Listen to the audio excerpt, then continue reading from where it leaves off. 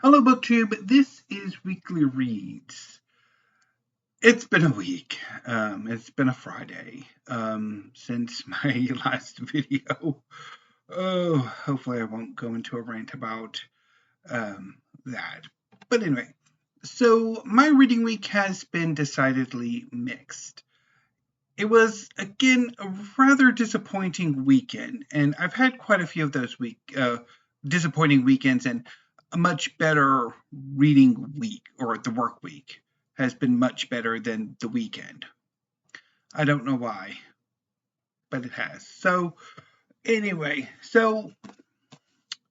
when I last did weekly reads, so last weekly reads, I mentioned that on that Friday, I started The Black Stranger and Other American Tales by Robert E. Howard.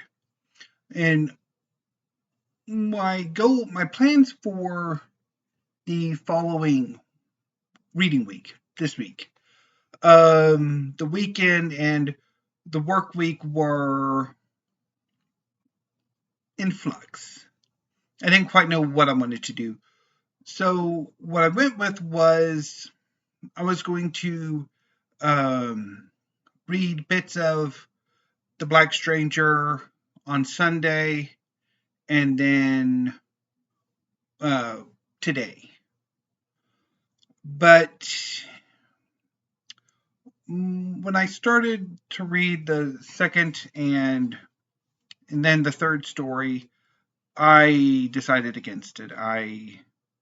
Because I really didn't particularly care for The Black Stranger. It is one of my least favorite Conan stories. It's probably actually my least favorite, now that I think about it. That or Beyond the Black River. But Marchers of Valhalla really just put me off, and the Gods of Bel saga. So, yeah, I just decided I'm not going to read this right now. Maybe I'll come back to it at some point, but I don't know. So, on Saturday, I read Ramesses the Great, Egypt's King of Kings by Toby Wilkinson. This is a very slim biography of Ramesses II. He was the third pharaoh of the 19th dynasty. He was by far the longest reigning pharaoh or king in Egypt's history, at a reign of 66 years or thereabouts. And he changed the face of Egypt, largely by his massive construction program. And yeah, so I thought the book was okay. It's dull. And I know Wilkinson is a much better writer than this. But it just, the first few chapters, particularly the chapter on Ramesses' construction, the new Colossus, it was a slog. It was basically a list of all of his major construction projects, and I understand a huge amount of information on ancient Egypt is gleaned from these remaining monuments. But can you present that information in a more entertaining, a more vigorous way? The book improves markedly in the last two chapters, Sons and Lovers and From Here to Eternity, which looks at Ramesses' family life, which is very interesting, and the final chapter, which is his death and his wider legacy. And basically, the poem Ozymandias is quoted in full, as well as a lesser poem. Apparently, Shelley and a friend of his had a bet who could write the best poem about him, Shelley won hands down. And the most moving part of the book is actually a excerpts from a speech given by UNESCO director on the successful move of the Temple of Abu Simbel to protect it from the floodwaters caused by the Aswan High Dam. So it's so it's an okay book, but I was disappointed because I expected more from Wilkinson. And I did review it for Open Letters. My review is up, so I will leave a link to my review in the show notes down below.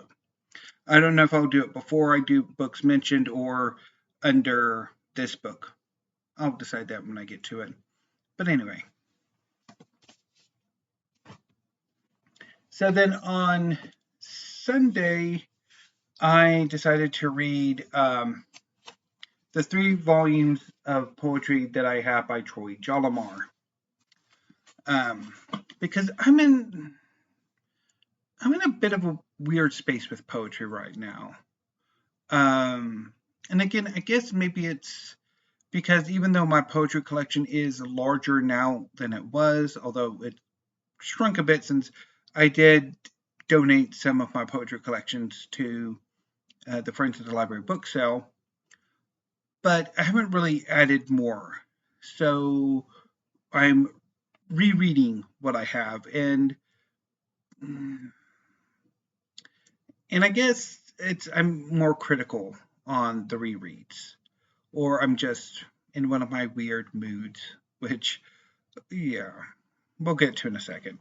So I reread At Lake Scugog, and of the 3, I think this is probably my favorite collection of his. I largely liked most of the poems, I think. Syllabus of Errors is, I thought, a bit, I had a more mixed reaction to it. But still, there are some good poems. And by the time I got to Earthly Delights, I wanted a break. I hit American Beauty, which is a part prose, part not prose poem that is about old movie theater in Chico, California, called The Senator, that closed in 1999, and the last film it showed was American Beauty. And so the poem's meditation about that. And when I read it on Sunday, by that point, I was done. I wanted to, end it. So I did put Earthly Delights aside, but I came back to it today. My plan was that I was going to reread this collection today, going over to my brother's house for a little bit. I just actually started back on American Beauty and finished the poem. And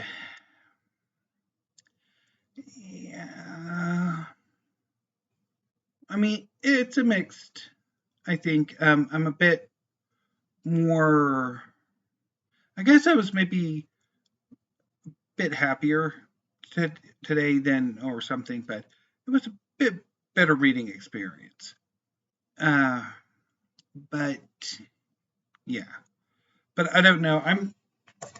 Because on Sunday I was pretty sure the next time I did a unhaul, these 3 were probably going to get unhauled, and I'm still leaning towards that. But I don't know. It's like I'm in this weird mood with the books that I kind of put into classics, canonical, modern, and contemporary fiction, poetry, and drama, where I'm clearly in a phase where I'm not getting on with them at all. And yet I want to buy some next month. Now, that could very well be an overreaction to the fact that I went manga mad. Just, I did. It's glorious, but I do tend to overcompensate if I go too heavy in any one genre. And oh boy, did I go overboard with the manga.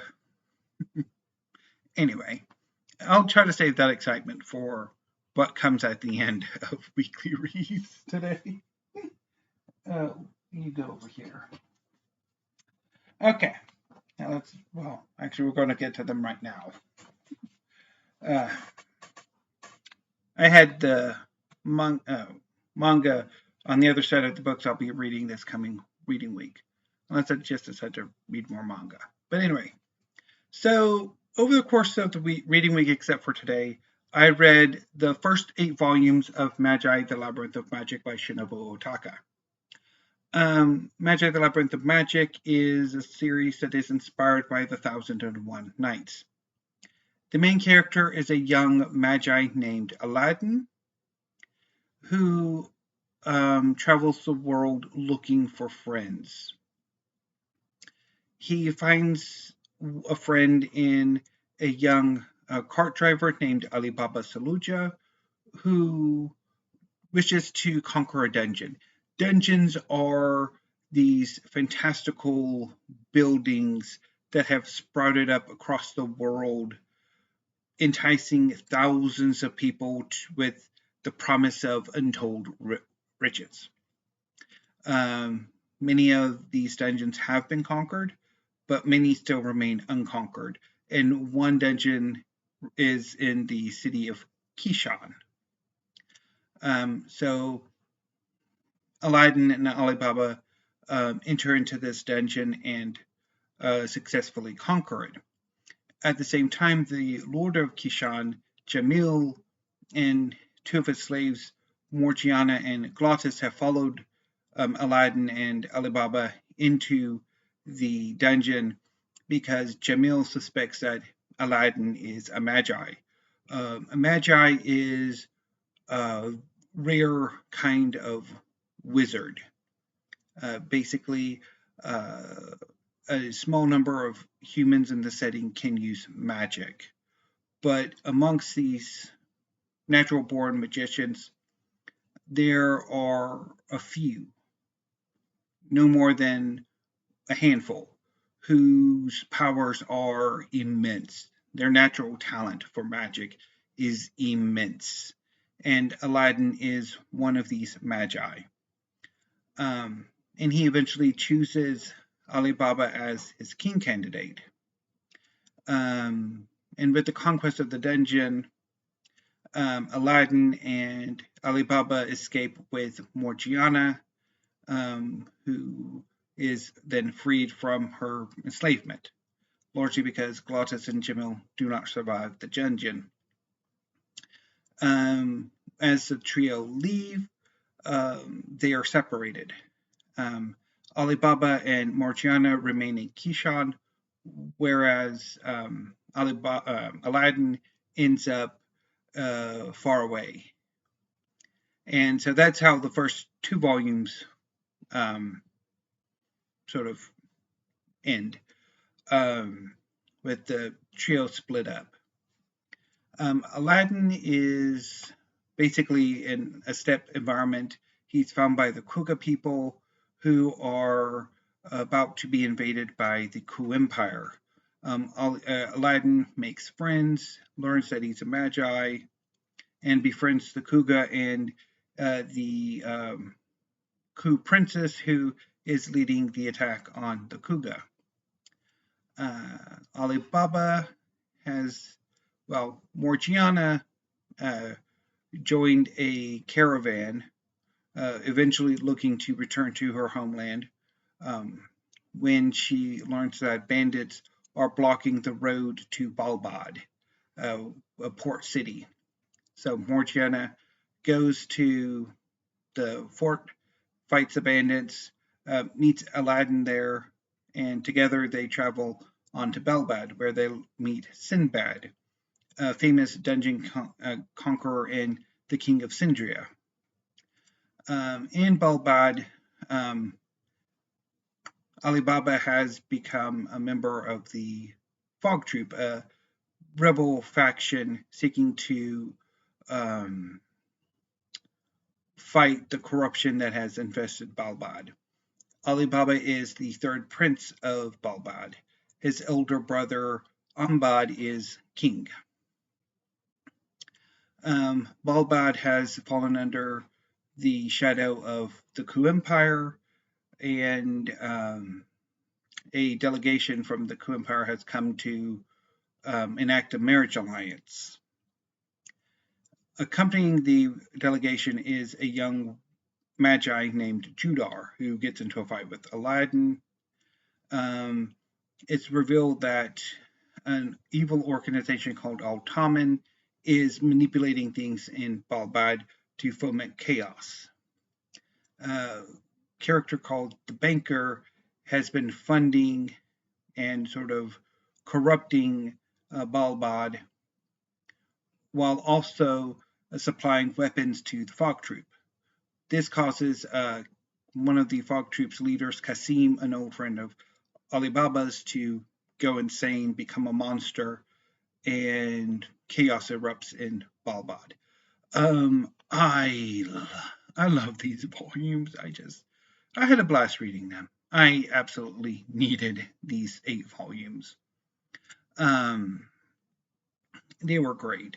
So I read the first 2 volumes on Monday, and then 3 and 4 on Tuesday, 5 and 6 on Wednesday, and 7 and 8 on Thursday. And it was a blast, just an absolute blast. So let me see if I can find some cool artwork to show you. There's something there.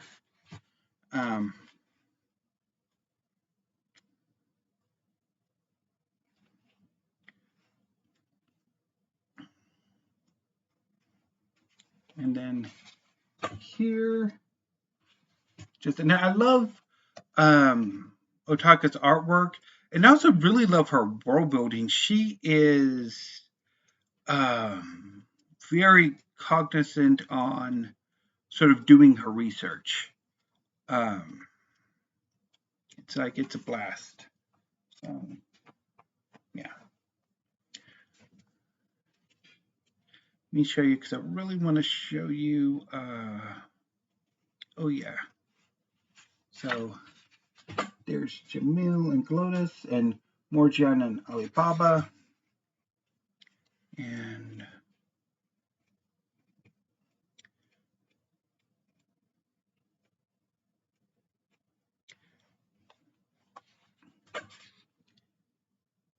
so yeah, I really enjoyed this, and I cannot wait for more. So yeah, I'm just like, I finished Volume 8, and I wanted more. So I am really looking forward to. I guess I ought to show you all 8 volumes on it. So that's Volume 1. Volume 2 with Alibaba. Volume 3 has Morgiana. Volume 4 has Sinbad, Jafar, and Masur, his 2 bodyguards. The 5th volume has Judar. Oh yeah, let me just do some of the fights with Judar. Oh yeah, that.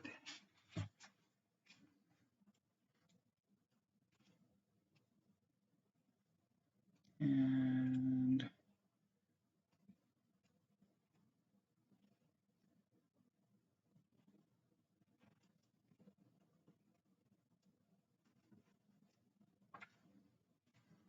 there. Volume 6 has Princess Hyogoku.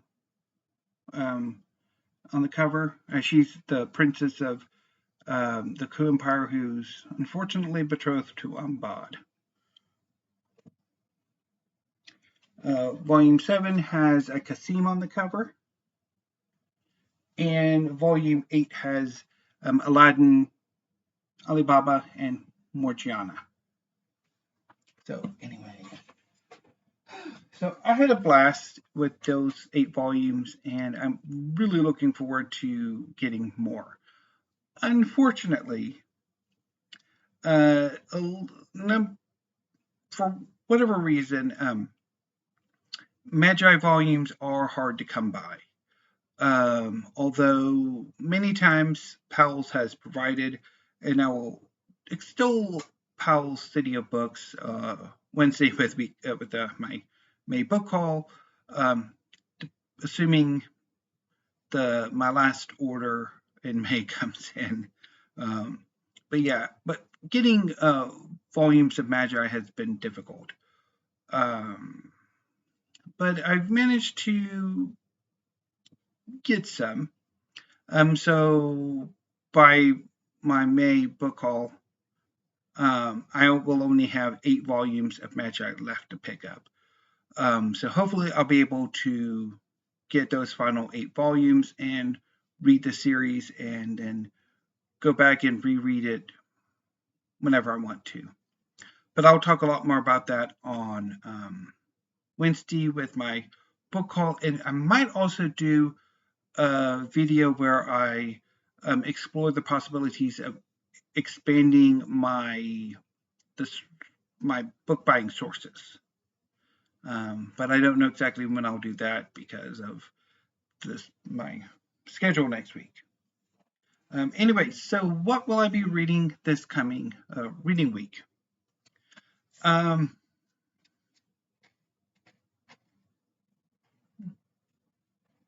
I think I will start this weekend with further news of defeat by Michael X. Wang. This is a collection of short stories that I picked up, I think at the end of 2021. Because I ordered this with Here's a Game We Could Play. And I was thinking of doing try a story tag with this book, another short story collection I picked up at the same time, and other short story collections that I would pick up, but I never got around to doing it. So I really need to get to this and see what I make of it. We'll go over there. And then I think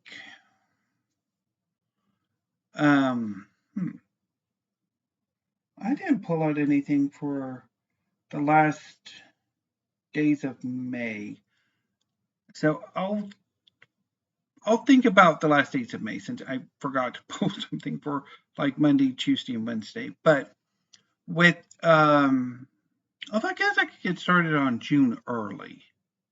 That's a possibility, since I did pick out 3 books that two books that were on my June TBR, and then one that I'm adding that I just decided to after I put up my other books. But anyway, so I'll probably aim to get to A Book of Tongues by Gemma Files first, I think. But I'm also thinking about The First Kingdom by Max Adams, and I'm adding Starling Karat Gold by Isabel Waidner too, as part of my queer lit part of my June TBR. So that's pretty much what I'll be reading this coming reading week, although I'll probably add a few things here and there since I forgot Monday through Wednesday. Sorry about that. But I guess it'll be a surprise. Anyway, so my filming for next week. Monday will be not quite a tag video.